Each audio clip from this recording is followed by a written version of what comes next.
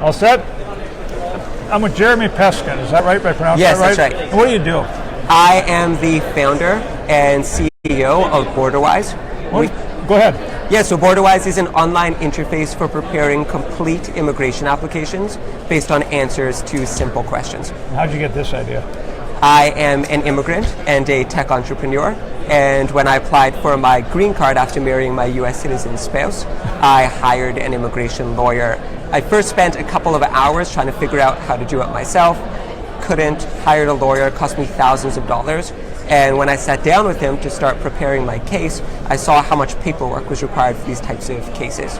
So I pitched the concept to him of creating an interface that would prepare complete applications using artificial intelligence and dynamic questionnaires that figured out exactly which forms are required and exactly how to populate them. He loved the idea, wound down his practice, joined me as my co-founder, and the two of us set out building Borderwise. When was that?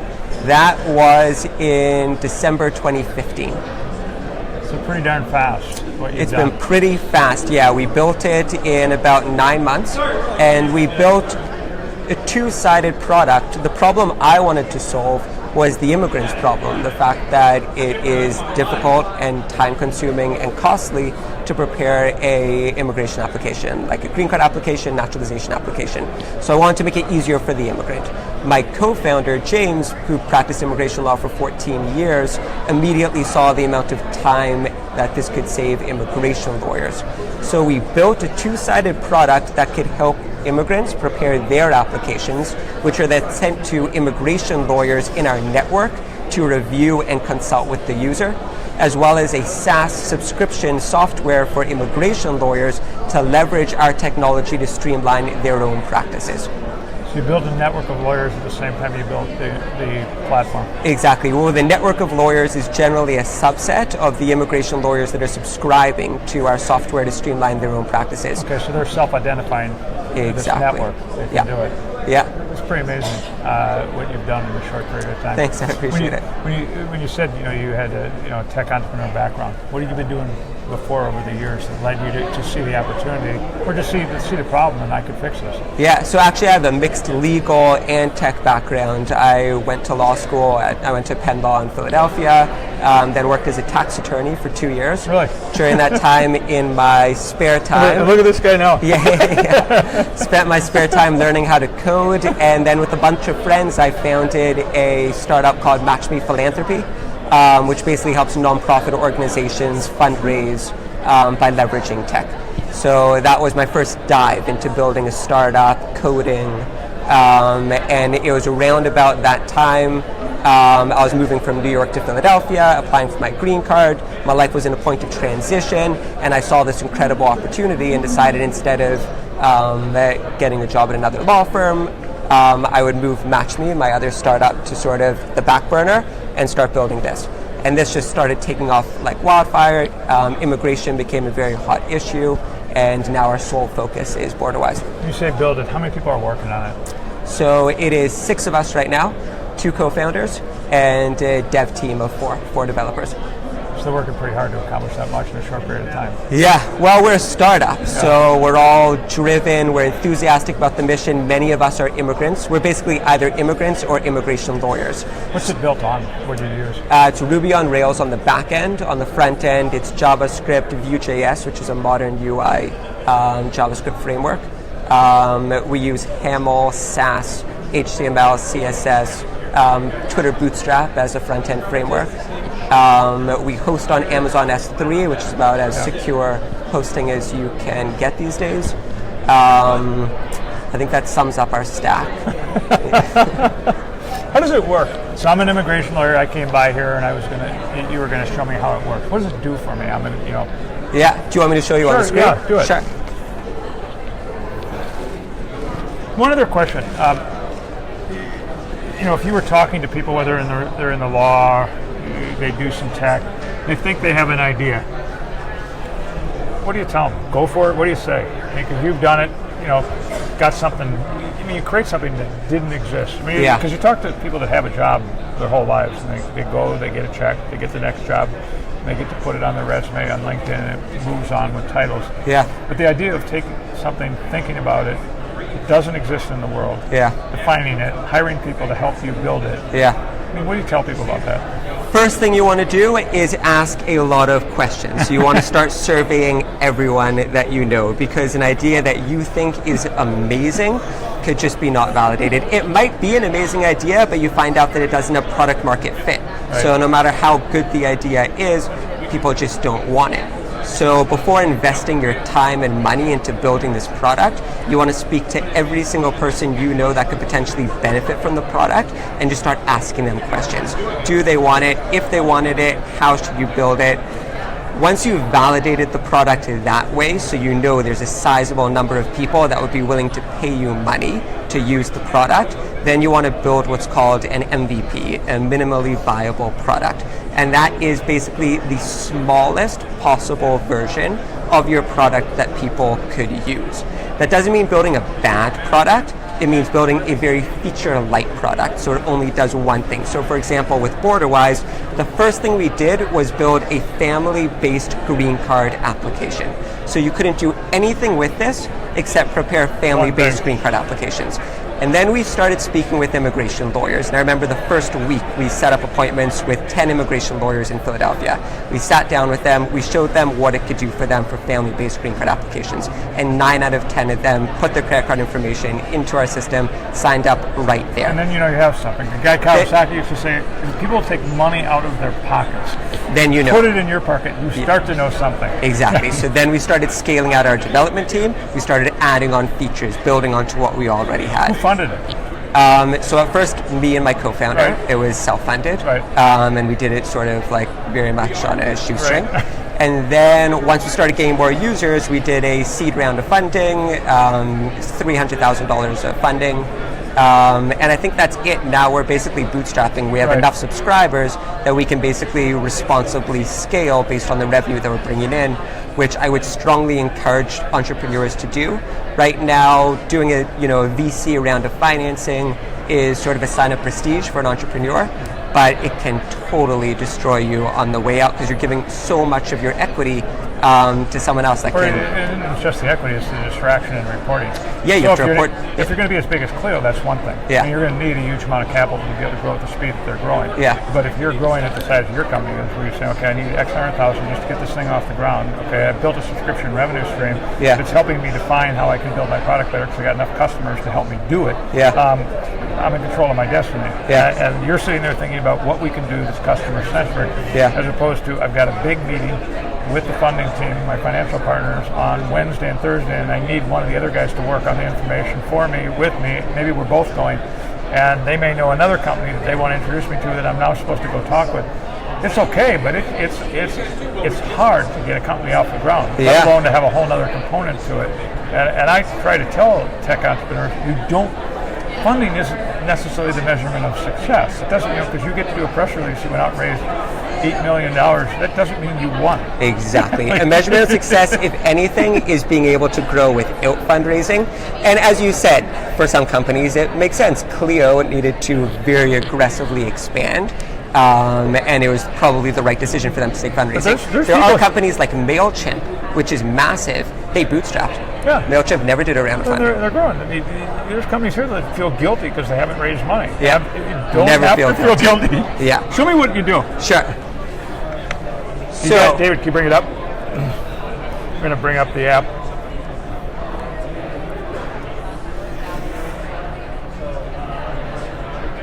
So this is the interface. All right. So you can create any number of forms on Borderwise. This is your dashboard with all of your cases. Who did the UX? You guys just Me. say this looks good? I do all the design. I do all the UX. Well, it looks good. Thank you. So it's all web. It's all web interface.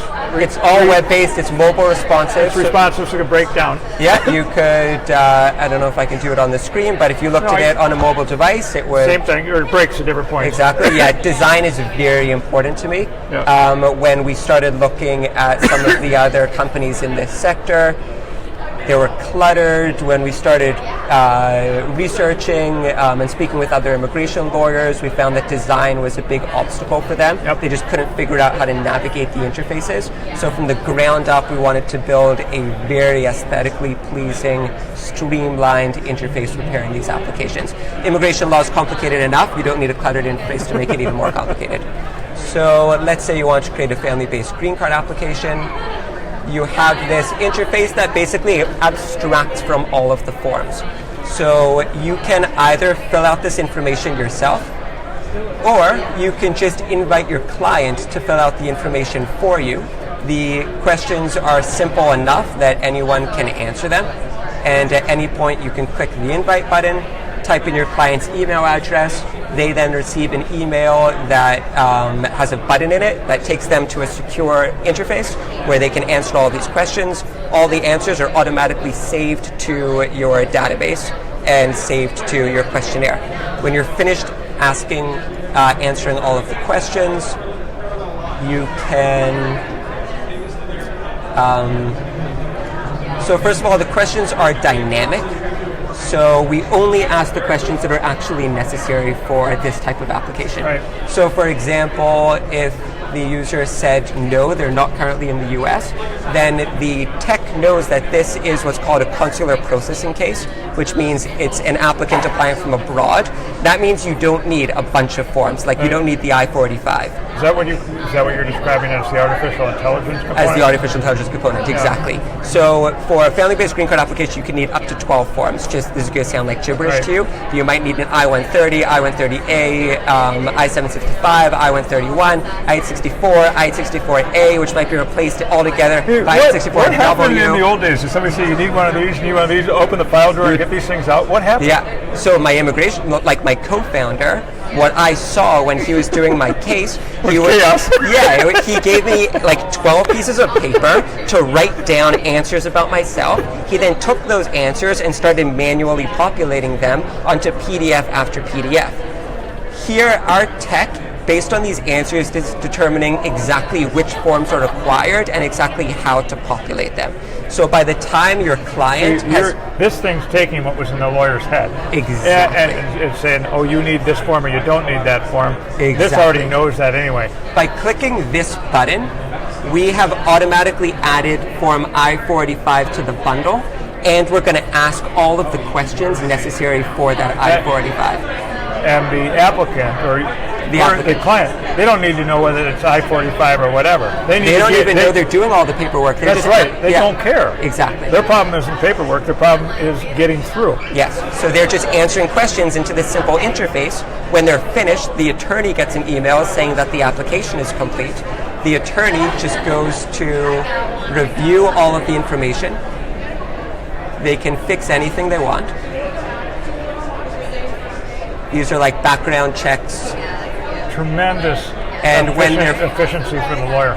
Tremendous efficiency, and then they could click next and print, and it takes about 15 seconds to print because what it's doing is taking, I think, about 70 pages of paperwork and just migrating all of the answers onto them, only including the forms that are actually needed, excluding all the forms that aren't needed, only filling in the answers that are actually pertinent to this application, and just check out this paperwork. This is what attorneys spend hours filling out themselves. 68 pages. 68 pages. Here, I can just scroll down like this. So if the attorney wants to answer the questionnaire, it takes them about 45 minutes. If they want to send an invite to their client to answer the questionnaire, it takes them no time at all. What did it used to take the lawyers to fill all this out? This would take 3 to 4 hours to fill out all of this documentation once they have the information from the client. But before that, they would need to have at least one, if not several meetings with the client to collect all of this information. Clients typically won't have all the information on hand, so there'll have to be follow-up meetings, follow-up phone calls. Now all of that time is saved. They have all the all the forms here. They just need to review them and then print them, put them in an envelope. Was anybody else doing this when you started doing it? No. So the companies that are in this space go form by form. They aren't intelligent or dynamic. So you'll see the actual form on the screen like this, but the benefit is once you enter the information, it's saved to the database. So if you create a new form, all the information in the database is populated to that form, which is nice and it's helpful for attorneys. We decided to take it one step forward and abstract from the forms. What are you guys working on now? We're adding humanitarian forms. So right now we do family-based and employment-based forms. Now we're adding humanitarian forms. We're going to fill out all the edge case forms that we didn't originally build, so that we have every single immigration form online. And after that, we're going to start doing multi-language support. So we want an attorney that has, say, Vietnamese clientele to be able to send this questionnaire to their clients in Vietnamese, and then they can fill out the information that way. Very cool. Thank you. It was a great job. Okay, this is a really cool company. I really appreciate that. I think you're going to do great. Well, yeah. I mean, but you're growing great. And when you're showing me this, I'm imagining your head spinning as the lawyer's walking through these forms with you, and you're thinking, "Oh my, this is a lot of brute force to get this thing done." Yeah, there was a moment as I was watching my immigration lawyer preparing these forms where I thought, this is absolutely insane. And I know that a little bit of code could just do all the work that he's spinning his wheels doing. So for me, it was a no-brainer to build this. And when we're sitting here and there's X number of companies flying around, but you think of the innovation, the problems, the challenges, the inefficiencies, all these things in the law, and yet people don't go to lawyers because we just grew into it. It became a problem. You created something. People don't care the numbers of the forms. They need the result. They need the outcome, and it's a direct impact on their ability to live. And so now they're coming into an interface like they would anywhere. Fill out health information, fill out anything. They don't need another number form, and you got 68 pages created. It's that's exactly right. And from the attorney's standpoint, filling out forms isn't why anyone went to law school. Immigration lawyers become immigration lawyers because they want to learn the body of law and be able to help people through the hard things. Take them to court, defend them, explain nuance to them. They shouldn't be spending hours a day filling out 68 pages of paperwork. You get to do more fun stuff. That's why I told my team, let the other stuff go to the next person down or the machines. You can do the more fun stuff. So now it's the machines. That's exactly right. Hey, thank you very much. Thanks so much. Thanks, Jeremy.